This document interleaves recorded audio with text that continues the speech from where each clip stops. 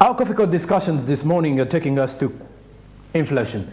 Uganda's inflation is undoubtedly a topic where all of us can definitely agree that this is something of a huge concern in Uganda today. Looking back at the time when COVID-19 hit the economy, we all struggled in one way or the other. Many lost jobs, others lost businesses. Many decided to change line of businesses to ensure that they cope up with the ongoing crisis economically. However, on the other hand, someone will still ask you, how is Uganda coping up with inflation? So today we're looking at curbing inflation in Uganda. What does the Bank of Uganda have to say on this particular one? With the inflation, the latest figures or statistics revealed already that we are on 7.9%.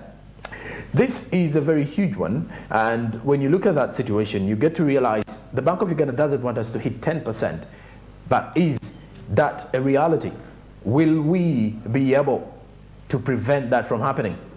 We as Uganda continue to struggle, but not only us, but also other countries away from Uganda. It's now a global crisis, more like a global pandemic. This is an economic war. Inflation has led to quite a number of situations where commodity prices are rising one way or the other. Now it is actually very difficult for some people to maintain their lifestyle they were used to. Reason being, salaries have not been increased, people are still earning the same, and neither way, but the expenses are just increasing. But also, away from that particular way, you get to realize as well that as we continue to move into the next year of 2023, there are lots of answers that people want from the government to ensure that this inflation does not affect them for the long term.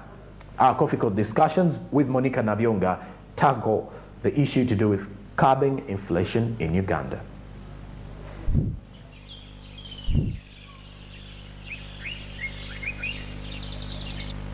Thank you very much. This is Smart 24 TV and you've joined me for the Coffee Court. My name is Monica Nabyonga, and today in the building, guess who I have?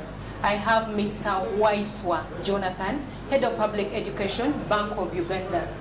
Hope I'm not having just a teacher in the house, because a Ugandan out there needs to know many things, more so concerning the inflation, and also about the monetary statement that you released on Friday, indicating that the inflation rate is likely to go high. What does it mean to us? For purposes of avoidance of doubt, my name is Jonah Wise. Jonah Wise. Yeah, although most people like calling me Jonathan, but I'm Jonah Wise. Like you rightly said, we all know what's happening. We have inflation, we have an elephant in the house. Who everyone seems to be scared about, and our actions and decisions are based on that elephant in the house. You probably know that our mission is centered on price stability. It is to promote price stability and a sound financial as Bank of system. Uganda? Yes. But hasn't this actually failed? It hasn't failed. It's like you telling me that when you get sick, you're dead.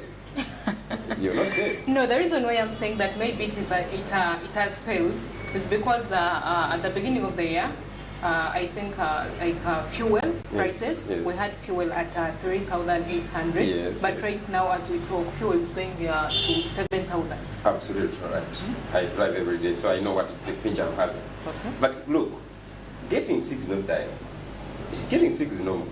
How you get back better, how you treat yourself is what matters. But you can never say you will never get sick. I'm sure even the president, the pope, they get sick, but how they treat themselves. Okay. But this looks like diabetes. Yeah, no, it's not. Actually, it's going pure. You remember was it 27? Mm-hmm. It was high as, actually our CBR we went as high as 30. So, but we came back to normal. Yeah. So, us being in this situation doesn't mean that we are dead.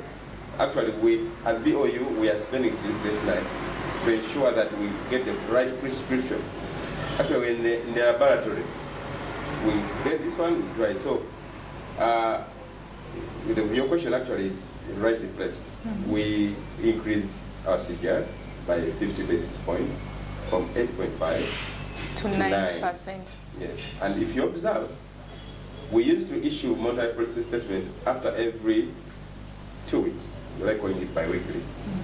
But now we are bi-monthly, sorry, every 2 months. But Why now did you we are meeting issuing every month.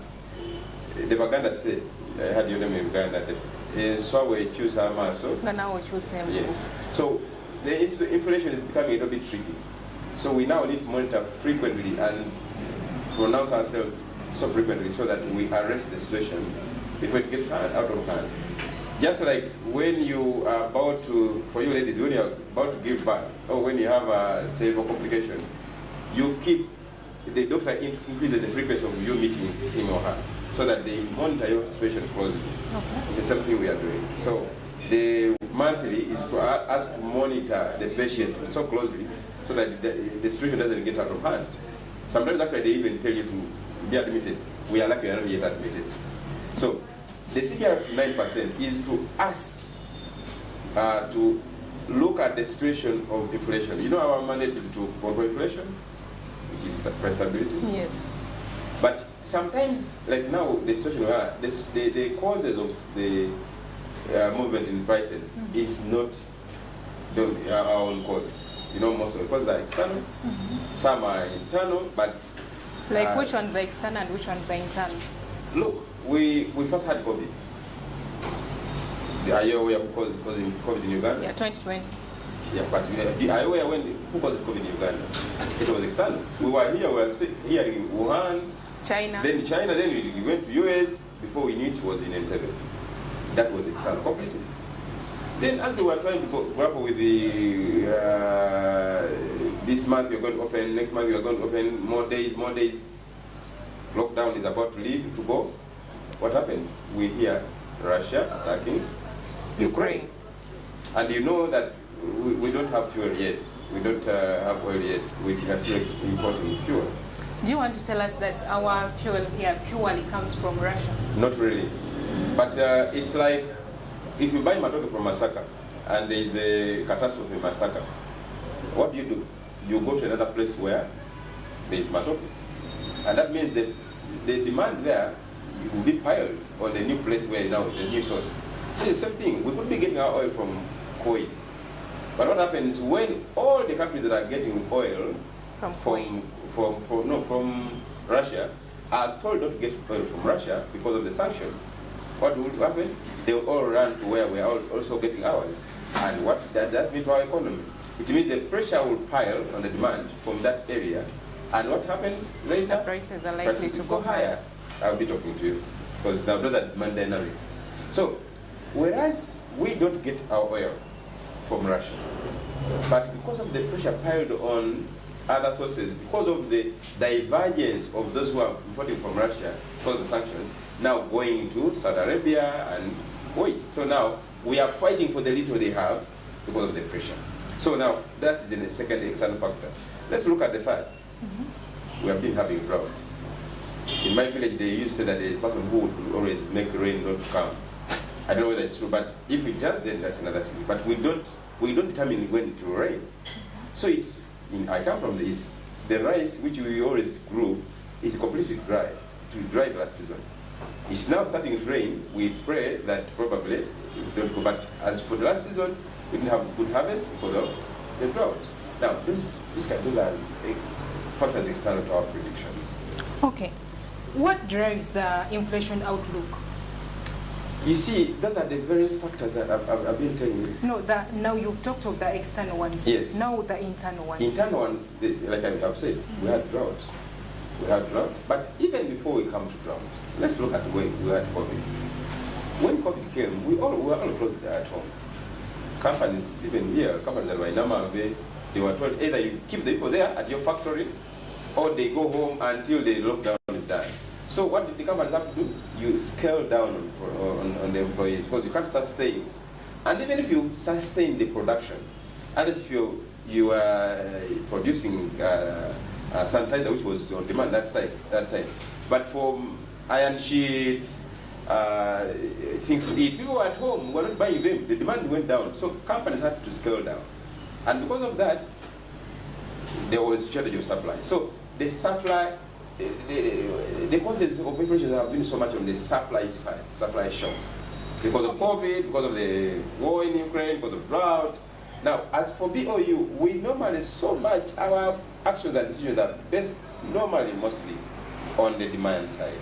But you said that Bank of Uganda, your role is to control these price pressures. Yes. But to my look, Yes. it's like you failed, because in the recent monetary statement that you released, you said that inflation is likely to go high. Yes. Because we all had that much expectations that Yes. maybe, at least like, maybe at the end of the year, Yes. at least we shall be at least. Yes. But if you say that they're likely to go high, what Yes. does it mean to a Ugandan? I mean, Moreover, my salary did not increase. You're absolutely right. You're My absolutely right. income Yes. per se You're- has not you're increased. absolutely right. And now you're saying that inflation is likely to go high. What does it mean? May I ask you a question? Have you ever fallen sick? Of course, Have you ever gone to a doctor? yes. So in the situation we're in, we are doctors of the economy. We don't say that you are not going to fall sick. Our role is to treat you when you get sick. So actually now we are treating the economy. But we cannot say that the economy can never have problems. Ours is provide solutions to the problem. Diagnose and then treat. We diagnosed. And that's why I'm telling you, we found 3. So you treated by saying that Now the we inflation are is still likely to go treating. high? We are still treating. Oh, Yeah, you see, you can have it doesn't go in one day. You will have a complication and they will tell you, this is a complication. They will prescribe medicine. So you take it, they will tell you one times one, some are for a month, some for a year, including even some which require you to change your lifestyle, exercise and the rest. So even as we are doing that, we are having now medicine. We have prescribed, we told you, one of the problems is... or maybe you're having painkillers. No, we have experts. In Bank of Uganda, we have doctors in economics. I did economics myself.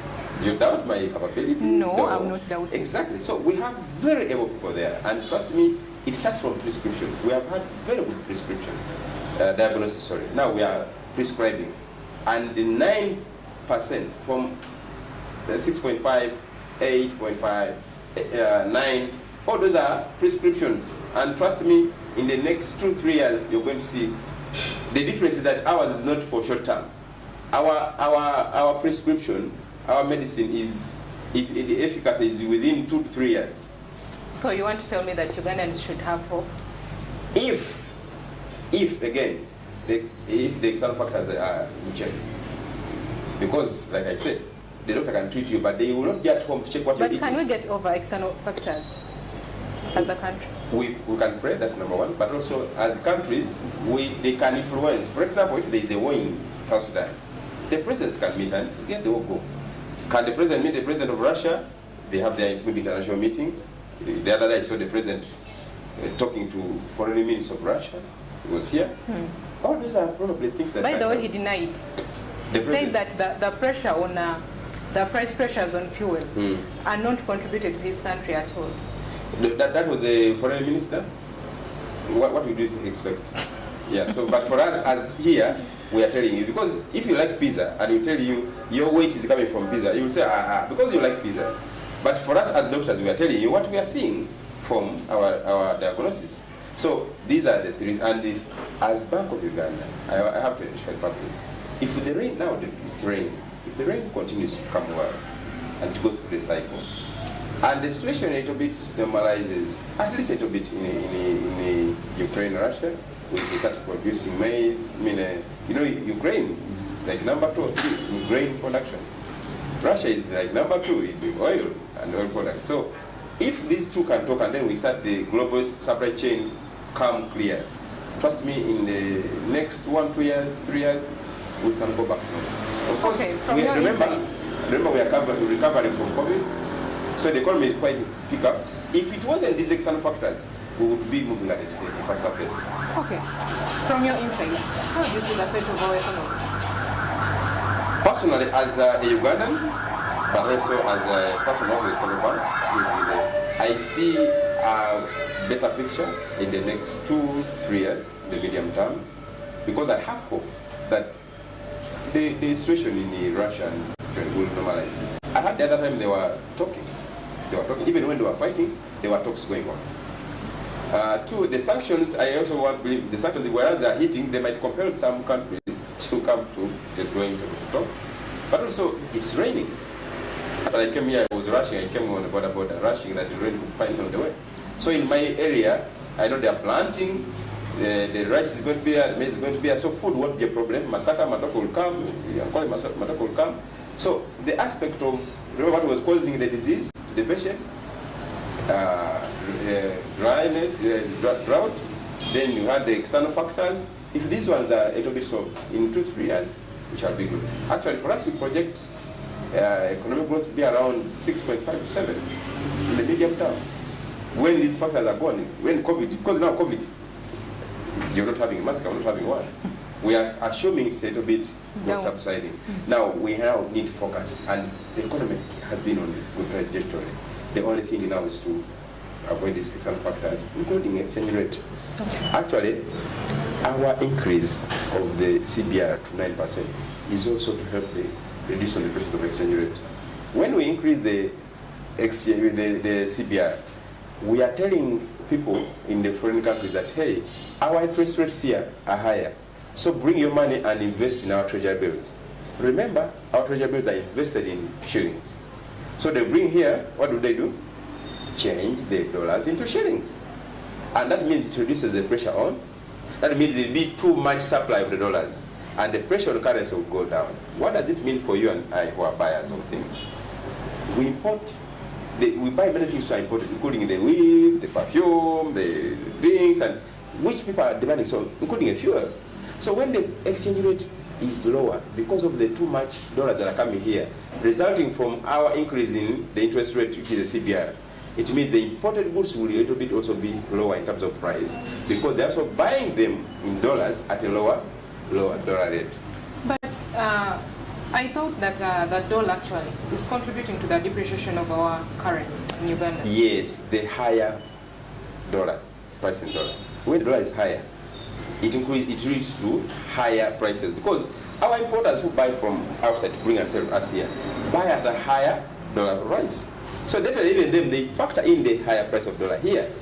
So that means the dollar also be higher, the prices will be higher. So when we increase the interest rate, the dollar comes a little bit down, meaning even them, when they buy from whatever they buy from China and everywhere, they will bring them at a relatively higher dollar price. That means also their price in Uganda will be lower, and we shall be able to buy at a relief when it comes to domestic prices. Okay, who regulates foreign currency?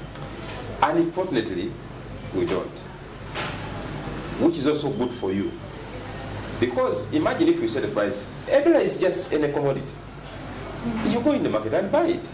So imagine, take the thing that's a dollar, is just a commodity. Go in the market and you find the market in the price of tomatoes set, every tomato set at 100 shillings by government, because we are government. So that means if it is 100, if I go in my village where I buy tomatoes to come and resell to Nakasero, and the price has gone 200, what would happen? I am not supposed to increase it. I'll go back to government and say, the price is 200 where I buy from, so give me the difference so that I can keep it at 100. That means the price, you can't maintain the price unless if the government puts money aside to be cushioning the price increase, which you can't. And don't forget that we are in a free market economy. Once you start restructuring that, we shall be pushing people out of business. But all we need to do... Sometimes pressure can You're absolutely right. But like we're saying, if it's temporary pressure, you don't need to affect the economy for a longer time. Because now if it's temporary pressure and we change policies, it's a regular economy, then we can say now Bank of Uganda will be controlling exchange rate. That means we shall be selling currency to you, dollars to you. We can't do that. Already we have forex bureaus. What will be meaning forex bureaus? Push them out of business. Do you know how many people are employed in forex bureaus? Many. Do you know how many people are earning from forex bureaus? Many. So you don't want to go there. You only need to regulate the operations of forex bureaus so that there is fairness when people are dealing with each other. Same thing we do to banks. We don't set interest rates. Some people are saying it's not right, but why don't we do? If we set interest rates, it means you, when you go to borrow, they will not lend to you, they will not lend to government. Why? Because you are risky. But because we let them price the way they want, they will come to you and they say you're risky, they increase the interest of risk premium. The one who is not risky, they so reduce. So totally you cannot intervene as Bank of Uganda? We do. When it's so totally, it's different. Like we intervene in situations where the volatility is so pronounced that it's going to affect you and myself when we are trading. For example, if the traders want to go and import and the dollar just wakes up one morning and it is in 6,000, it affects them when they're importing. So when the volatilities are so pronounced, they are so high, unexpectedly, we come in and either buy excess dollars or put in the market the dollar that might be demanded too much. Okay, when you look at the soaring inflation rate right now, and our target as the East African community is to have a common currency. Yes. Do you think that we are ready for it? Actually, we are even late, in my own view. We are late. Let me tell you, if we move together, first of all, maybe Kenya might be exporting more than we do. Maybe Tanzania exports more than we do. Exchange rate is more determined by how much we export. So if we export more, we get more dollars coming in. That means there'll be more dollar supply within the country.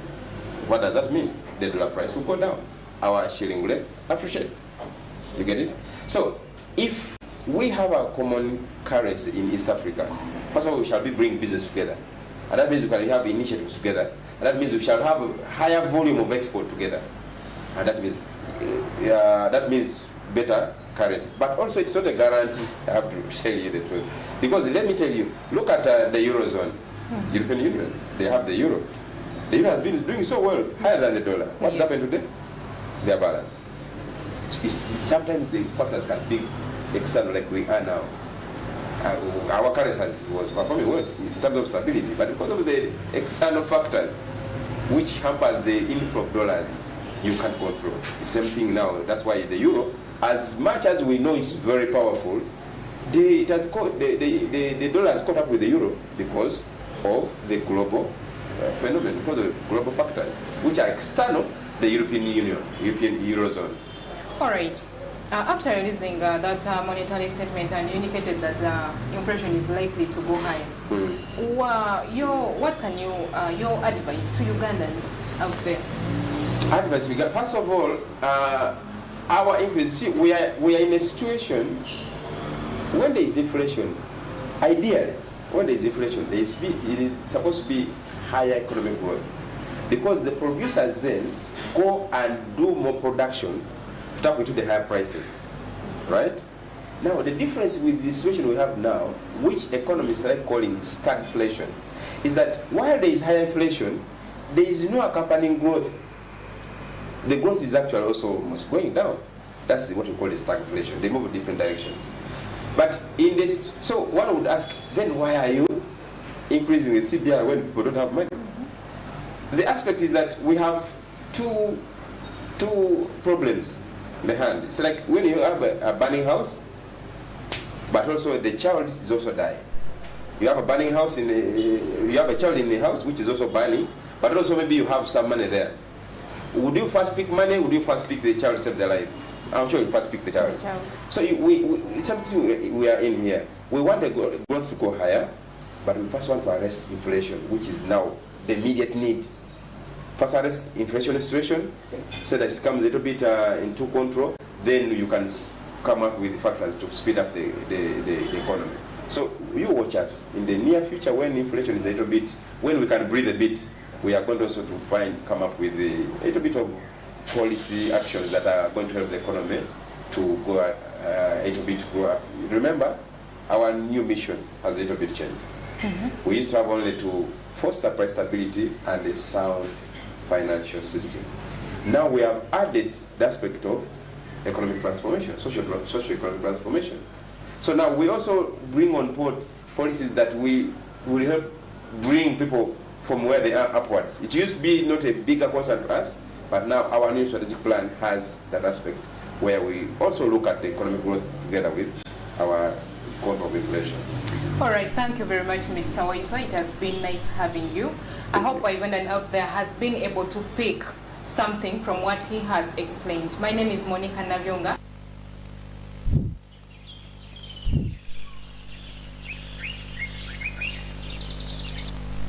The coffee got discussions in there were regarding curbing inflation in Uganda and what the Bank of Uganda has in stock for Ugandans to ensure that this one does not become a long-term effect that will affect Ugandans best in here, and mainly those who are doing business as well. Not only that, but also Ugandans who are in this economy as well, because at the end of the day it may not necessarily target those who are dealing in business, but also the consumers most probably.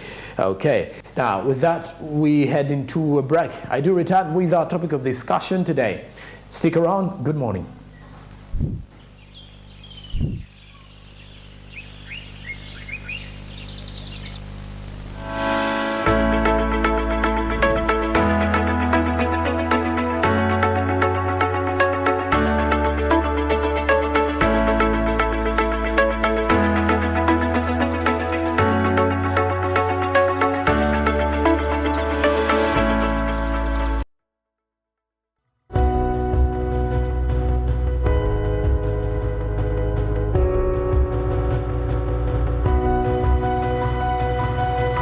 Smart 24, driving business. Shashurire simu y'ekiroto kyawe mpora mpora yitungire simu y'ekiroto kyawe erizoba aha sente nje okutandikira aha 14 na data y'omwaka gwona yabusha rero ushashure mpora mpora noshashurira omwaka gumwe nizishangwa MTN Service Centers no maduka ga M-Kopa.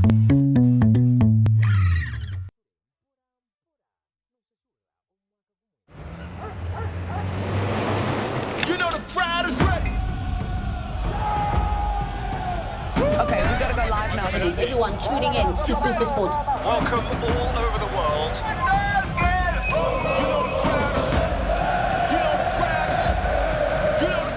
It's time for the main event.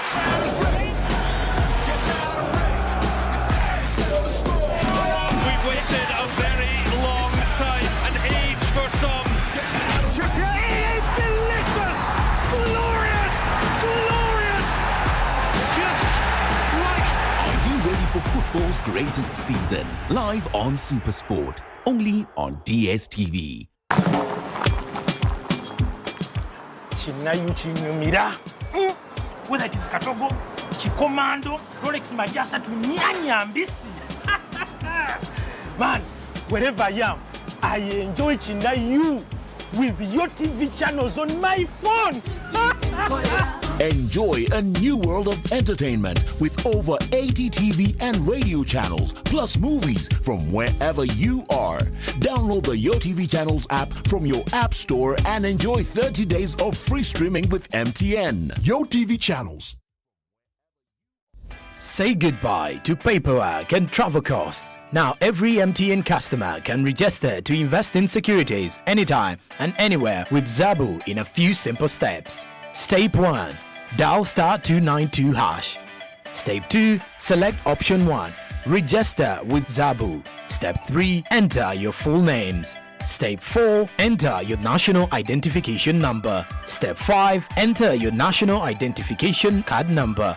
In 24 hours, you will receive an SMS confirming your registration. Congratulations, you are now ready to invest.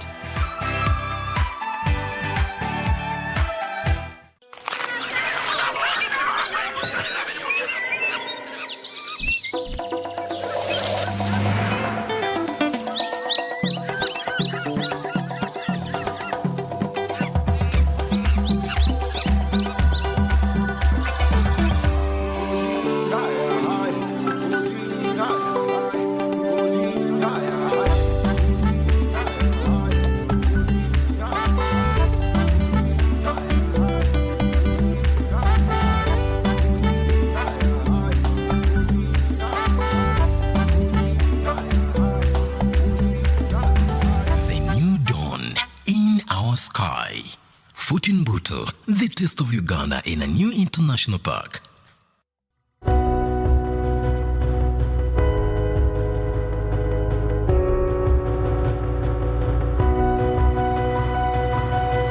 Smart 24, driving business.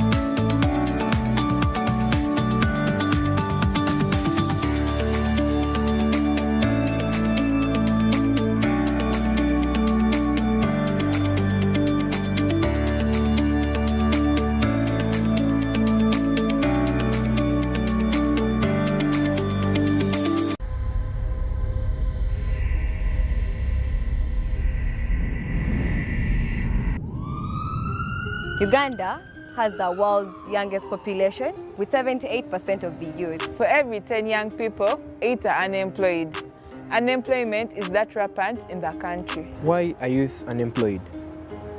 It's because they don't want to invest and save. Before you save and invest, you have to have a business idea. After getting the business idea, you need capital to start up the business. But how are you going to get this capital? You can get capital from friends, relatives, circles, or even the government. We will be talking about how to create a business idea and how to generate capital to support the business idea. I am Martha Nimsima. And Samali Nawagala on the